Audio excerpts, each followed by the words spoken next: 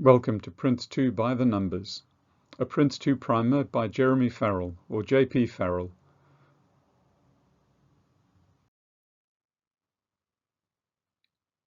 I'm JP Farrell.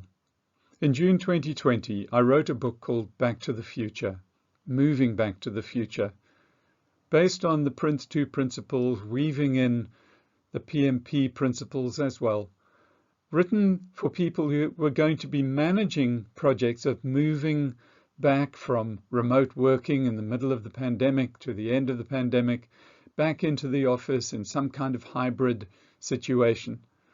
But I used writing the book to prepare to write my PRINCE2 practitioner certification. And I figured that at the same time, I might as well rewrite my PMP, which I passed in 1998. So this course will look at the 7 processes, the 7 principles, and the 7 themes of PRINCE2.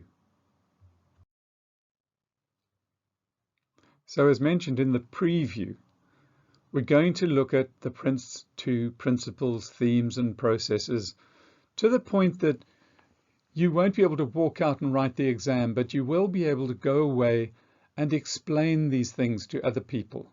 This is what PRINCE2 is, to demystify it for yourself, to make it easier to talk with others who are using the terminology, possibly to set up a PMO or be a junior project manager or a knowledgeable administrator who can explain, discuss, describe, and incorporate some of the learnings about the 777. So what is it for you? Why have you come on this course? What are your specific learning objectives? What do you want to take away? I encourage you to write that down. And if you don't write it down now, you're going to write it down in one of the very next lectures. Have you come along because you are going to write the exams? Have you come along because you're looking at the manual and you don't fully understand it? Have you come along because people are talking about PRINCE2, or your organization says, oh, our methodology is PRINCE2, or it is based on PRINCE2? Have you come along because you're trying to understand the relationship between the principles and the processes and the themes?